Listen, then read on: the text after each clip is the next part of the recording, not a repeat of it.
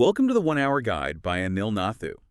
In today's episode, we turn our attention to a remarkable initiative emerging from the heart of Durban, South Africa Twin Labs, an academic research initiative at the forefront of artificial intelligence innovation. Twin Labs is pioneering the development of intelligent AI twins, driven by proprietary decision intelligence models. Their work brings together agentic AI, real-time data integration, and sophisticated simulation frameworks to engineer autonomous digital twins capable of transforming complex, high-volume data into precise, actionable intelligence, bridging the gap between AI, data, and decision-making. It's a truly fascinating frontier we're looking at today. It really is. So, welcome to the deep dive. Our mission today is to unpack this foundational concept in cognitive strategy. We're talking about Charlie Munger's legendary Latticework of mental models. Right, but we're not just doing some, historical retrospective here. Exactly. We're actively tailoring this framework, and we're drawing really heavily from that recent research by Twin Labs, specifically for you, the leaders, founders, and executives listening. Because if you're the one steering an organization, you need a structured, repeatable system for making decisions under, immense pressure. Yeah, if your primary competitive advantage is the quality of your thinking, this conversation is engineered specifically for you. Let's actually contextualize the core problem with a scenario from aviation. Oh, the VFR into IMC analogy. I love this one. It's terrifying, honestly. So there's this phenomenon known to pilots as flying VFR into IMC. VFR means visual flight rules. Meaning you literally fly the plane by looking out the window. Right. You're referencing the horizon. It's how humans are naturally built to operate, just relying on our biological senses. But if a pilot accidentally flies into a dense cloud bank that's the IMC, instrument meteorological conditions, they lose that visual horizon. And that's when things go wrong very quickly. Within about 60 seconds, the fluid in their inner ear just begins to lie to them. This biological mechanism, which, evolved to keep us upright on land, creates this incredibly powerful sensory illusion. They feel absolutely certain the plane is banking left, so they correct to the right. Yeah, or they feel they're climbing, so they push the nose down. They trust their gut. They totally ignore the instrument panel sitting right in front of them, and they fly a perfectly functioning aircraft directly into the ground. It's a tragedy, but it maps perfectly to business. When founders and executives rely primarily on their gut instinct to make high-stakes, complex decisions. They're flying VFR into a cloud. Exactly. The aviation metaphor illustrates this neurological trap perfectly. I mean, the human brain is an extraordinarily expensive organ from a metabolic standpoint. Right. It consumes, what, like 20% of our energy? Yeah, 20% of our body's energy while making up only 2% of our mass.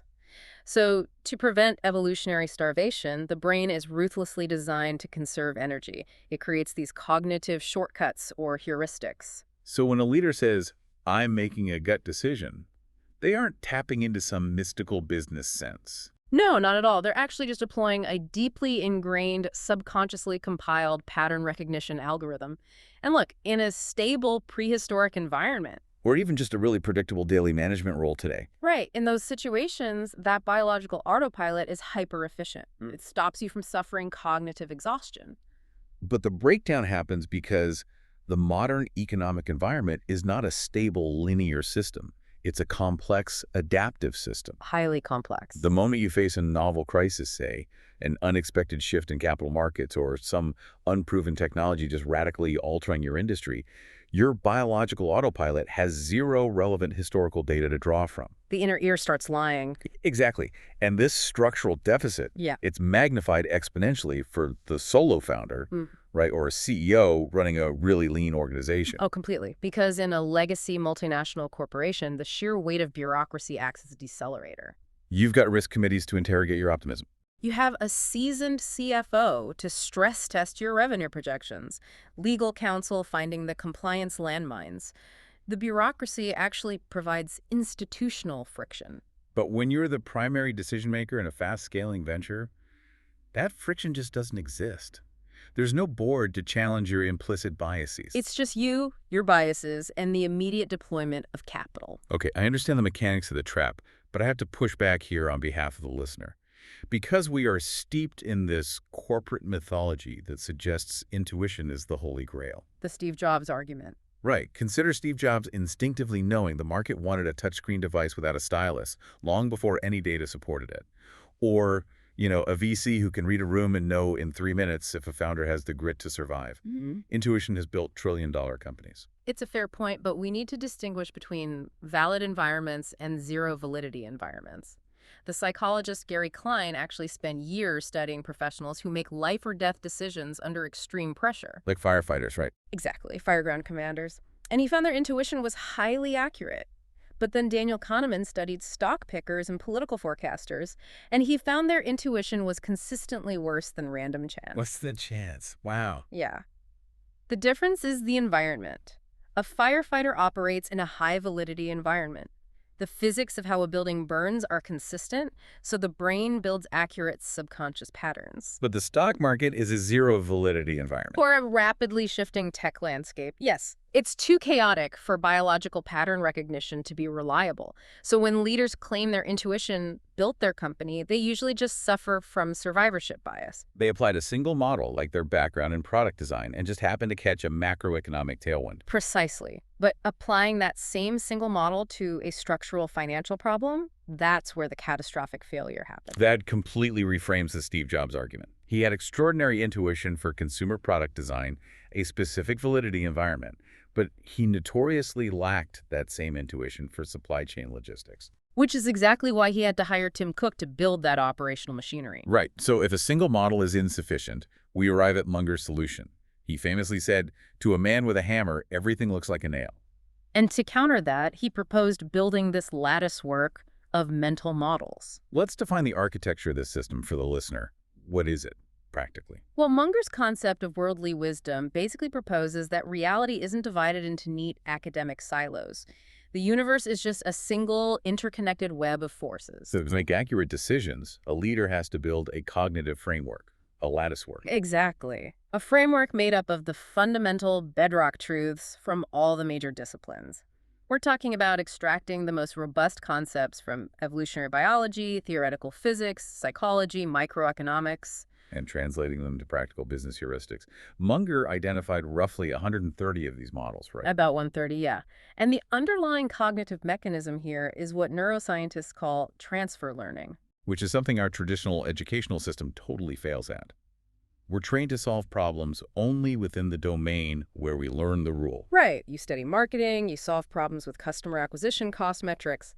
But transfer learning is this rare ability to abstract a structural truth from one domain. Like the laws of thermodynamics. Yes. And map it onto an entirely different domain, like organizational energy and employee burnout. And this multidisciplinary approach, it's actually the exact architectural philosophy behind the most advanced AI systems right now. If you look at the research from Twin Labs, they aren't building AI that simply regurgitates tactical business advice from management books. No, they're engineering decision intelligence models that inherently utilize that transfer learning. Their tools integrate complex data sets across disparate domains, financial modeling, behavioral analytics, market physics, to provide leaders with this synthetic, multidimensional view of a problem. They are literally digitizing the latticework. To reduce the cognitive load on the human executive, which is brilliant. And here is where the friction point emerges for you, the listener. While having an AI system process that data is incredible, you still have to possess the mental framework to interpret the output. You still have to do the thinking. Right. And a framework of 130 multidisciplinary models sounds like an academic fantasy that's just going to induce paralyzing overanalysis. Oh, absolutely. A CEO looking at a sudden acquisition offer can't freeze time to consult a periodic table of 130 cognitive biases. How does this actually scale for a human operating in real time? Well, the objective isn't rote memorization. You aren't running down a checklist. The human brain can't hold 130 variables in working memory anyway. The limit is closer to 4 or 5. So how do you use it? The application of the lattice work acts more as a computational heuristic. By repeatedly exposing yourself to these models outside of crisis moments, you physically alter your neural pathways. You're installing a silent co-founder in your subconscious. A silent co-founder. I love that framing. Yeah, so when a crisis hits, you don't use all the models. You deliberately pull 3 or 4 models from entirely different disciplines to triangulate the problem. So if the physics model, the psychological model, and the economic model all point to the same fatal flaw in that acquisition offer, you've got a high confidence signal. Exactly. That triangulation is the key. It's an instrument panel, not a textbook. Let's test this instrument panel then. Let's explore the specific disciplines, starting with the absolute foundation of Munger's system, psychology. It's so telling that a man who spent his entire life analyzing balance sheets insisted that human psychology was the most critical discipline to master. He recognized that the ultimate bottleneck in literally any organization is human behavior. You could have a flawless strategy and infinite capital, but if cognitive biases distort how you perceive reality, your strategy is useless. Because the brain's energy-saving heuristics constantly misfire in the corporate environment. Take the halo effect, for example. Originally identified by Edward Thorndike in the 1920s. Right. Yes, during his research on military officers, Thorndike found this severe cognitive flaw. If an officer noticed one positive trait in a soldier, like just impressive physical posture, the officer's brain would automatically assume the soldier also possessed high intelligence and strong leadership. Without any evidence. Without a shred of evidence. And the business application of the halo effect is terrifyingly common, especially in executive hiring or M&A due diligence. Oh, we see it every day. A founder interviews a candidate for a VP of engineering role. The candidate is incredibly charismatic, well-spoken. Maybe they went to Stanford. The founder's brain immediately casts a halo over the candidate. They subconsciously assume that because they're articulate and credentialed, they must also possess deep technical competence to scale their specific database architecture. So the founder stops asking rigorous technical questions. They hire based on the halo, and 6 months later, the platform crashes under load. Brutal. And the inverse is equally dangerous, right? The disliking tendency. Yeah, that causes a leader to entirely discount a highly profitable strategic pivot simply because the idea was proposed by a board member they find personally abrasive. The emotional response just overrides the mathematical reality. And then you introduce the anchoring bias, which Kahneman and Tversky popularized. The Wheel of Fortune experiment. Right. They proved that a completely random number generated in front of a subject would radically alter their subsequent estimate of something totally unrelated. Like the number of African nations in the UN, it's wild. And we see anchoring destroy equity value constantly during fundraising.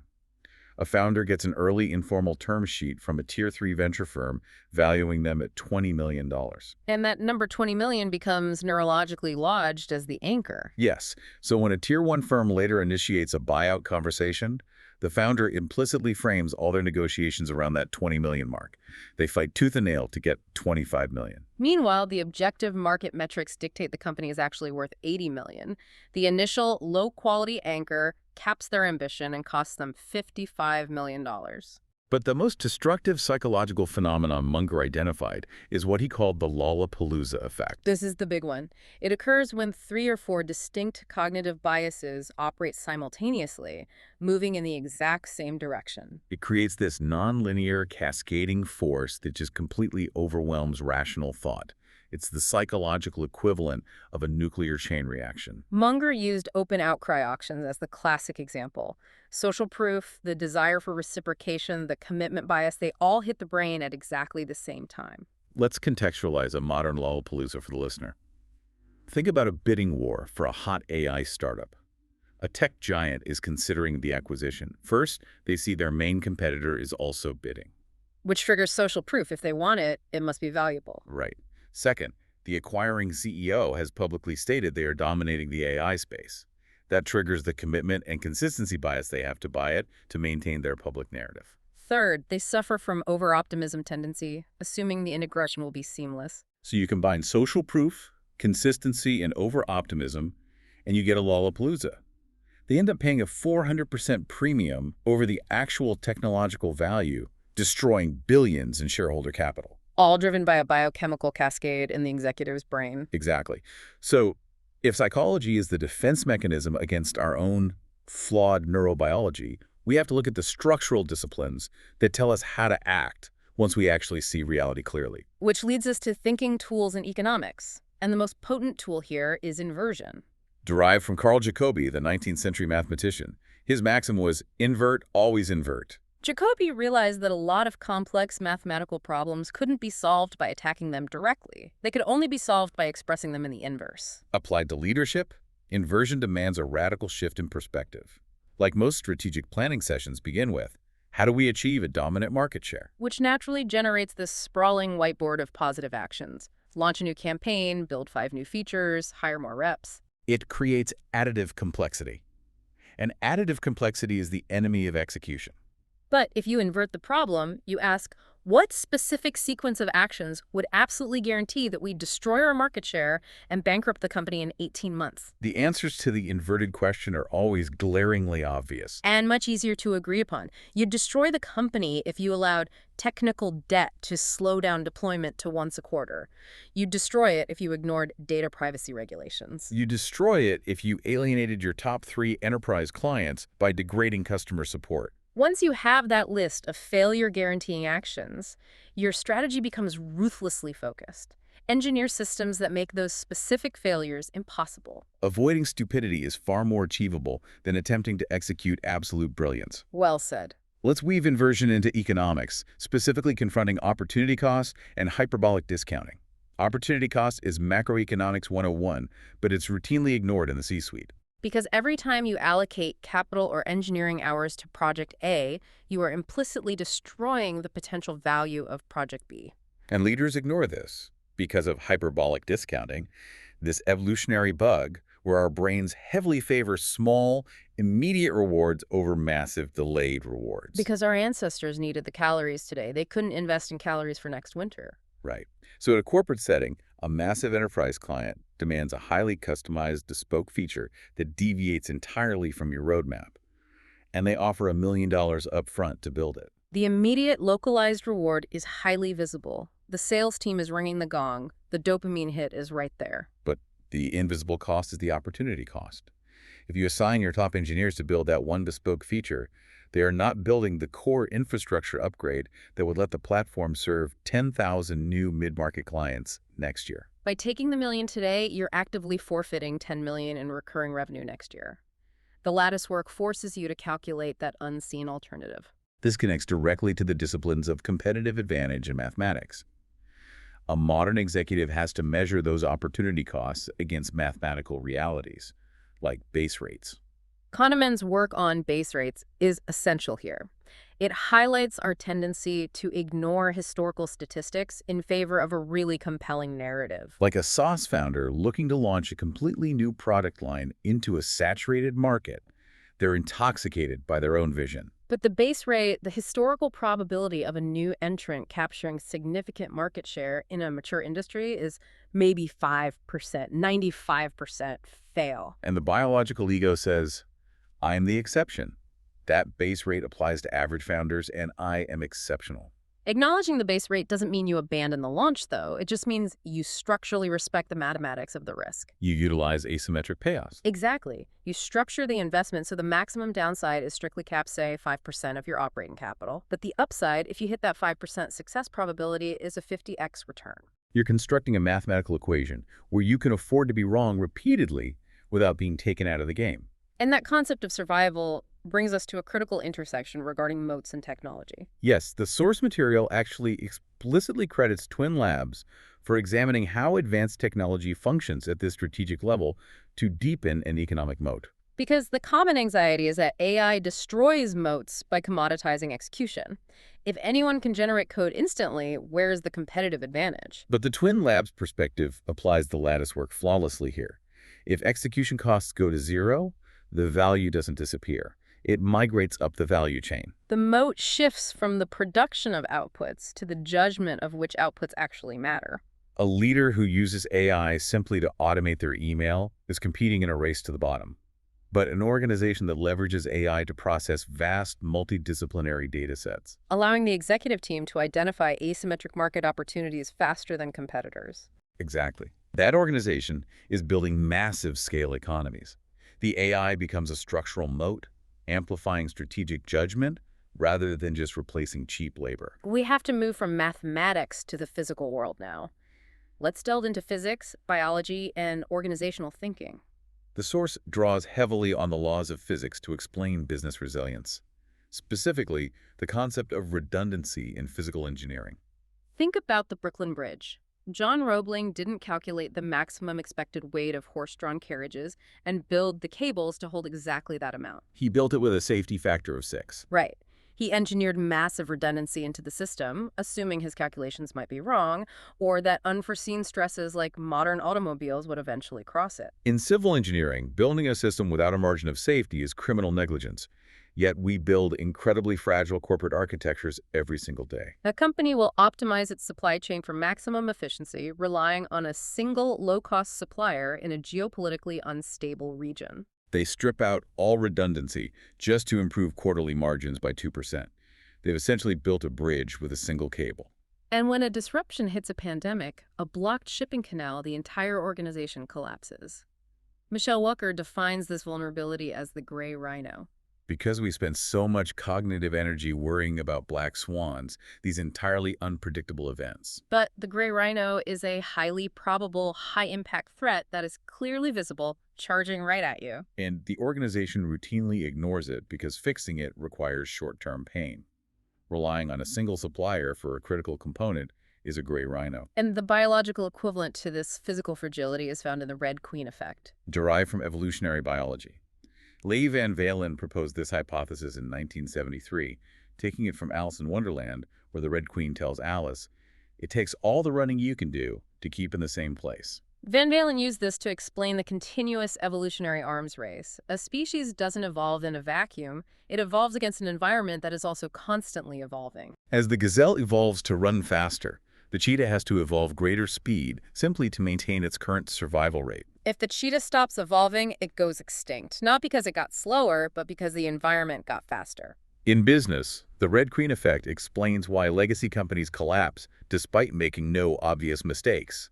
They keep producing the exact same quality of product that made them market leaders 5 years ago. But the environment, customer expectations, AI capabilities, competitor speed has accelerated. By merely standing still, they are actually moving rapidly backward toward obsolescence.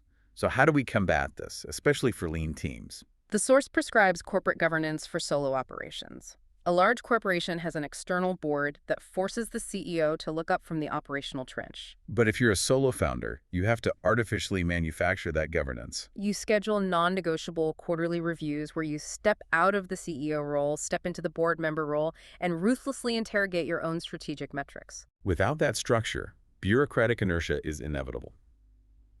Okay, we've mapped the theoretical architecture of the Latticework. But theory without execution is useless. We need to see it in action. Let's transition to the proving ground. How does an executive apply this multidisciplinary lens when facing a complex crisis on a Tuesday morning? Let's analyze 4 distinct high-stakes scenarios. Scenario 1, strategic hiring and client selection. Okay, let's run a complex enterprise scenario.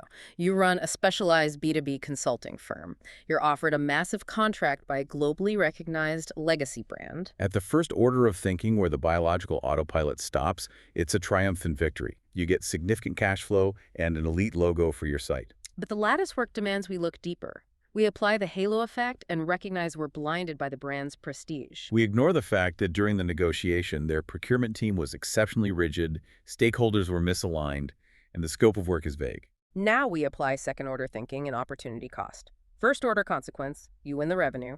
Second-order consequence, the brand's bureaucratic dysfunction requires your senior leadership to spend 40 hours a week managing internal politics. Third-order consequence, your top talent burns out and quits. And the opportunity cost is catastrophic. The capacity consumed by this toxic client prevents you from developing the proprietary SaaS tool you plan to launch this year. By combining the models, the decision reverses entirely.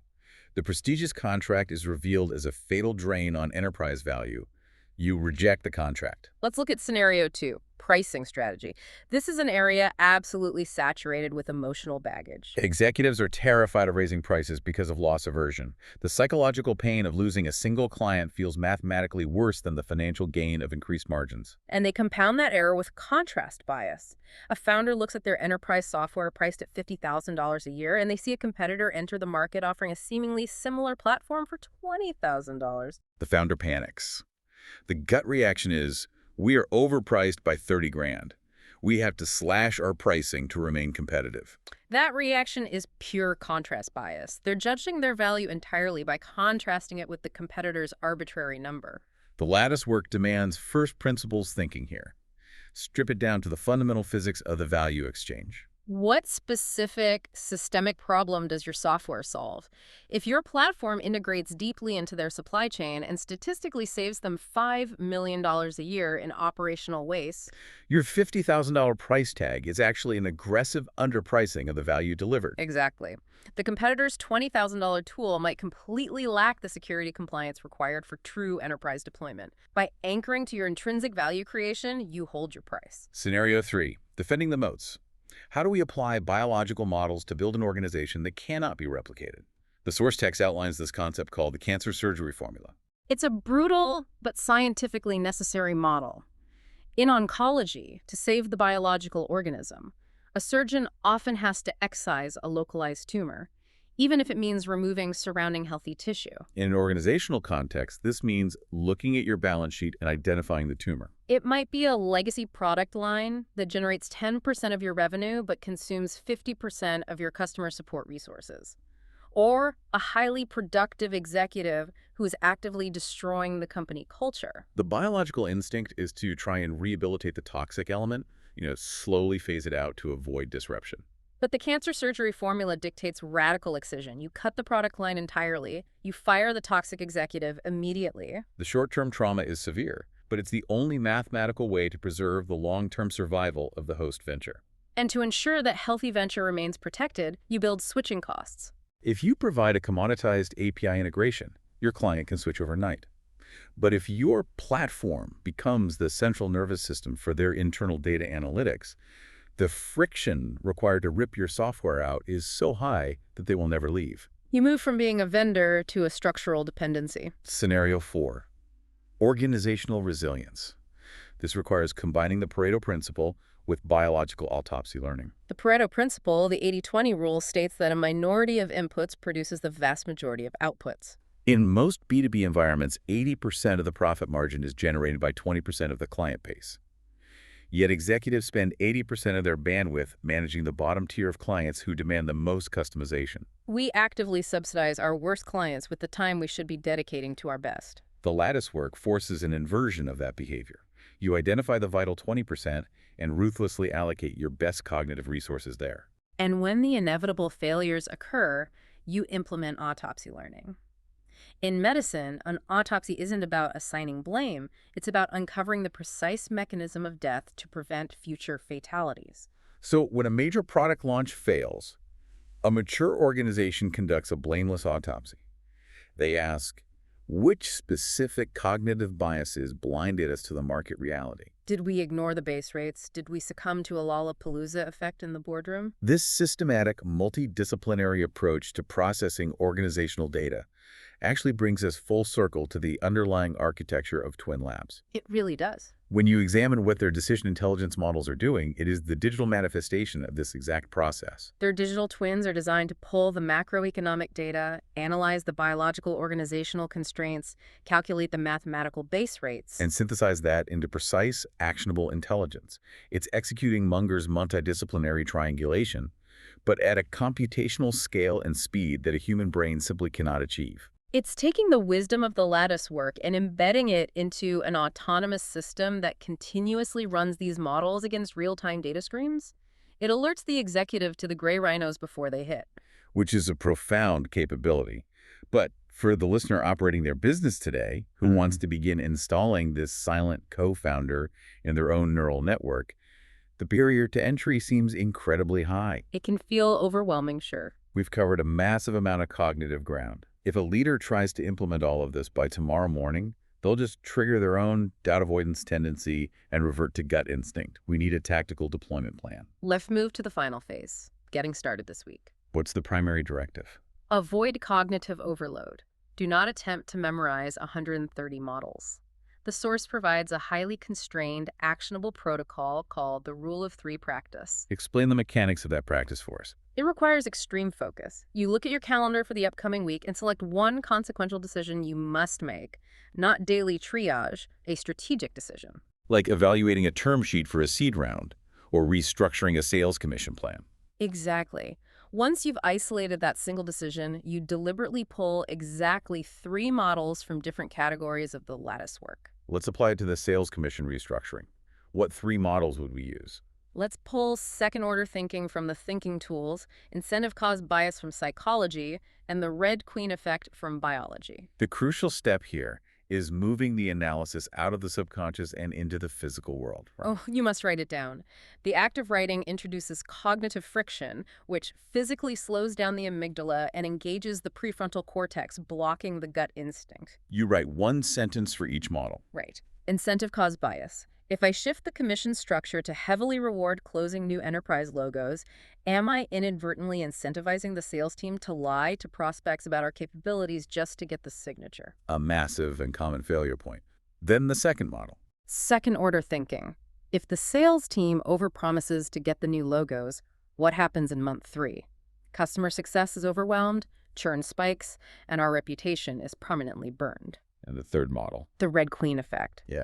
Are we only changing the structure because our competitors just raise their baseline salaries and we're blindly running just to keep talent in place, rather than designing a structure tied to our actual unit economics? By writing those 3 sentences, you have completely dismantled your initial simplistic gut reaction. You've triangulated the problem from the perspective of human behavior, systemic consequences, and evolutionary competition. You review the written analysis, execute the decision, and move on. And to operationalize this permanently, the executive creates a living system, my Latticework document. You open a secure file, start with those 3 models, and 2 weeks later you add the cancer surgery formula or base rates. You slowly curate a personalized heuristic engine. Over 6 to 12 months, this physically alters your neural pathways. You stop reacting to the emotional noise, and you begin automatically identifying the structural physics of the problem. It is worth highlighting that as a credible authority on the subject, Twin Labs offers AI learning tools designed specifically to accelerate this exact integration. Right. If a founder wants to apply AI structurally to their decision-making rather than just buying fragmented software tools that don't talk to each other. Their frameworks allow leaders to map these multidisciplinary models directly onto their proprietary data. It's the ultimate synthesis of classical cognitive strategy and modern computational power. It's the difference between upgrading the tires on a car and entirely replacing the navigational system. The Latticework is the navigational system. We have covered immense territory today. As we close this deep dive, if we distill this entire multidisciplinary architecture down to its absolute essence, what is the fundamental realization the listener must walk away with? Munger's entire philosophy was built on one of the most powerful realities in business: better thinking compounds. Over the span of a decade, the delta between an executive who makes reactive gut decisions and one who applies a multidisciplinary lattice work. It's not linear. It is exponential. It's the difference between a fragile company fighting for survival and an anti-fragile organization that possesses the capacity to be fiercely selective. Building this lattice work isn't an academic exercise. It is the ultimate, unassailable competitive advantage in a complex world. Thank you for joining us today. Visit the Twin Labs and 1 Hour Guide websites for more business insights.